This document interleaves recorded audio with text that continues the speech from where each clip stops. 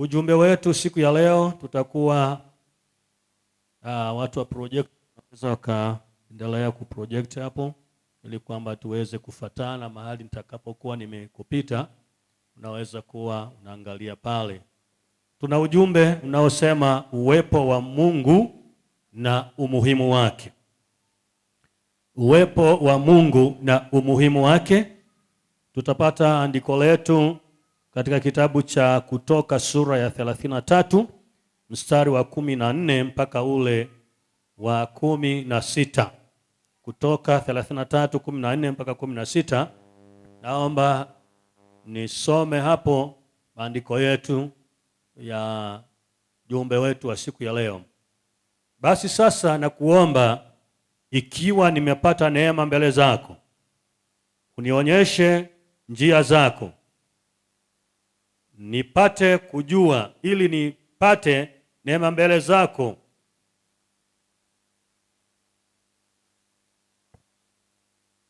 Namba samani, nitarudia mstari wa 14. Akasema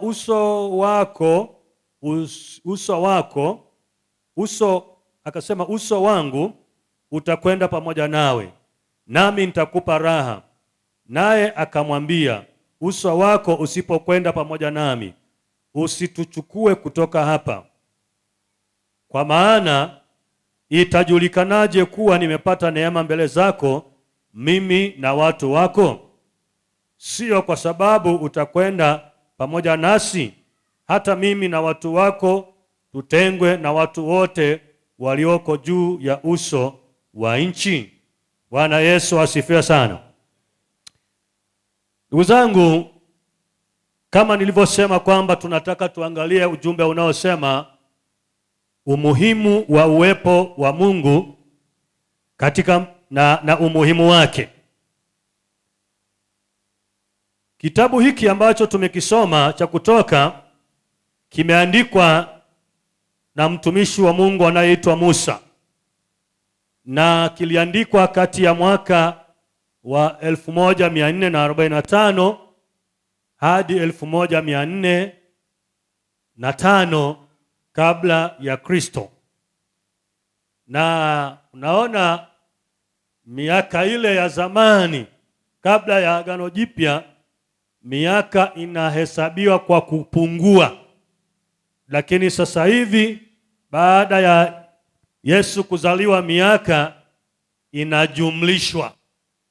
Kwa hiyo miaka unaweza kushangaa kwamba kama imeandikwa 1445 hadi 1405. Kwa nini hivyo? Sababu ndio hii. Kitabu hiki cha Kutoka kinaeleza jinsi ambavyo Mungu aliwatoa wana wa Israeli utumwani Misri, na pia kinaeleza ukombozi wa Mungu na nguvu zake juu ya miungu ya Misri, na kuanzishwa kwa agano la Mungu na watu wake na uwepo wake katikati ya watu wake. Tunaona wakati wa Israeli wanatoka Misri, sasa Mungu anaweka agano na watu wake, lakini anaweka pia na sheria mbalimbali ambazo zitakuwa zilielezwa wakati zile, na ndipo tunaweza kuona mambo mengi yalikuwa yakisemwa. Jamani, Bwana Yesu asifiwe sana. Sasa tuangalie maana ya uwepo wa Mungu.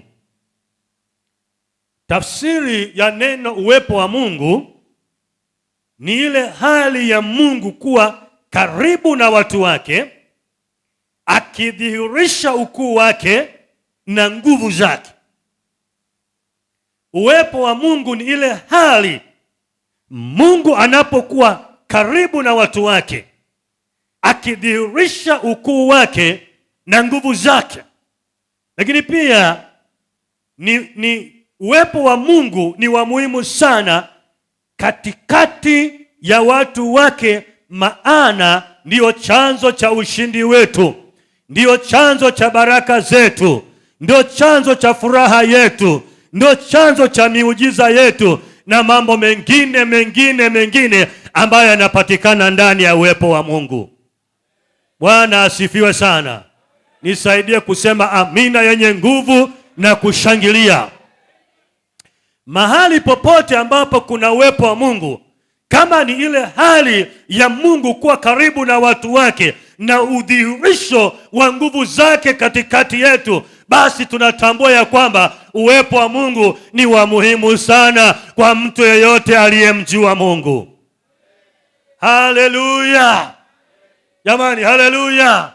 Wakati wowote tunapokosa uwepo wa Mungu, na hata tunajifunza wakati Israeli uwepo wa Mungu ulipokuwa umeondoka katikati yao, wakati walipokuwa kumetokea labda namna ya kuasi kwao, tunaona mapigo walipigwa kwa mapigo, walipigwa kwa magonjwa, waliweza kupigwa hata kwa tauni, lakini wakati waliporudia wakatubu mbele za Bwana, tunaona Bwana anakuwepo tena katikati yao. Hata maadui wakiinuka wanapigwa kwa sababu uwepo wa Bwana uko katikati yao.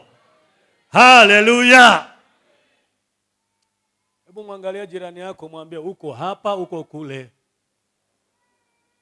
Mwambie hiyo sio sauti ya mtu ambaye yuko kwenye ibada. Haleluya mpendwa. Mshangilie tena Bwana Yesu kwa makofi mengi. Kwa ndugu zangu, ni muhimu sana katika kanisa la Bwana, mahali popote tunapokusanyika kama kanisa, tunapotaka kushinda katika vita vya kiroho, lazima tutake uwepo wa Bwana. Tunapotaka Mungu aonekane katika kutubariki, lazima tutake uwepo wa Bwana. Tunapotaka furaha za nguvu za Mungu katika maisha yetu, lazima tutake uwepo wa Bwana. Maana miujiza haitaweza kutokea mahali hakuna uwepo wa Bwana. Uwepo wa Bwana unapokuwepo, unafungulia mambo mengi na miujiza na baraka na furaha na amani na changamko la ndani, kwa sababu kuna uwepo wa Bwana. Ukiona unanyong'onyea, ukiona umekaa, hakuna furaha, tatizo uwepo wa Bwana haupo. Hata unapokosa kushangilia, hakuna uwepo wa Bwana. Jamani, haleluya. Hebu tuangalia umuhimu wa uwepo wa Mungu katika maisha yetu. Nataka tuangalie mambo kama matatu yatakayotuongoza kwa ajili ya namna ambavyo tunaweza kujifunza umuhimu wa uwepo wa Mungu katika maisha yetu. Jambo la kwanza, kwa nini ni muhimu Mungu awepo katikati yetu? Kwa sababu uwepo wa Mungu huleta uongozi wa Mungu katika maisha yetu. Tukisoma katika kitabu cha Kutoka 13 mstari wa 21, tunaweza kuangalia pale. Maandiko haya yanaweza yakatusaidia ili tuweze kuangalia neno hapo. Ama unaweza kupata kwa haraka, unaweza kutusomea mahali hapo, Kutoka 13 mstari ule wa 23. 21.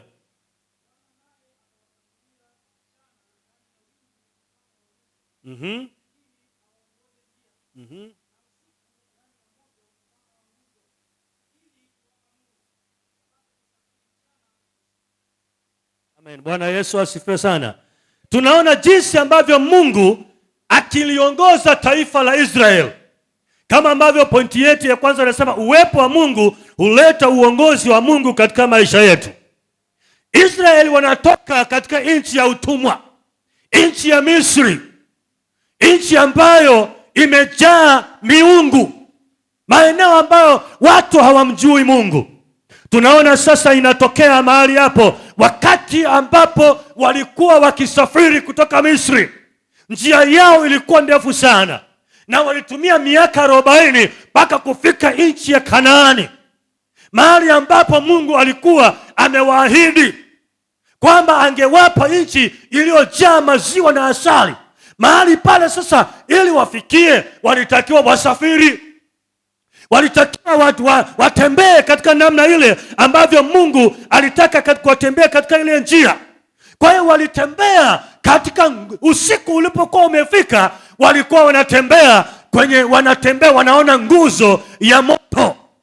Bwana Yesu asifiwe sana. Usiku wanaona nguzo ya moto inatembea, maana safari ilikuwa ikiendelea. Ile nguzo kama ilikuwa haijasimama, na wao hawatakiwi kusimama. Nguzo mahali ikisimama na Israeli hawakutakiwa waendelee, maana yake Mungu alitaka wapige kwanza kambi mahali hapo, wakae mahali hapo mpaka nguzo wakiona inaondoka, ndipo na wao wanaondoka. Wakisafiri mchana, nguzo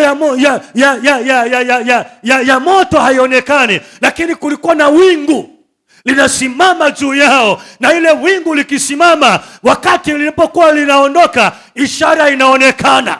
Nguzo inaanza kujikusanya, nguzo inaweza kuanza kuondoka. Sasa na wao wanatangaziana ya kwamba kila moja akatoke mahali pake, wanaondoka. Safari inaendelea. Kwa maana hiyo, uwepo wa Mungu unapokuwepo, unatufanya tuongozwe na Mungu katika maisha yetu. Jamani, Bwana asifiwe sana. Tunaweza kuona baadhi ya picha pale, pale tunapoona pale, ile ni nguzo ya wingu. Wingu wakati wa mchana walikuwa nguzo ile inasimama, wao wanatembea na ile nguzo inakuwa juu yao, na kwa sababu ile nguzo ilikuwa ikitembea, wao walikuwa hawajui njia gani watakao kuwa wanatakiwa kuipitia. Ile nguzo mahali ikikata kona, na wao hawasemi kwamba mbona imeelekea huku, kwa sababu Mungu aliwataka waelekee kule. Kwa hiyo ile nguzo mahali inaelekea, na wao wanaelekea. Kwa maana hiyo, uwepo wa Mungu unapokuwepo katikati yetu, Bwana anatuongoza. Ndugu yangu, nataka nikuambie, bila uongozi wa Mungu utapotea. Nguzo ile mchana na moto, nguzo ya moto usiku, ni ishara ya kuwa Mungu alikuwa kiongozi wao. Walikuwa hawajitembelee wenyewe, Mungu ndiye aliyekuwa anawaongoza. Ndugu yangu, nataka nikwambie, tamani kuongozwa na Bwana. Usitembee mwenyewe, Bwana anakuongoze.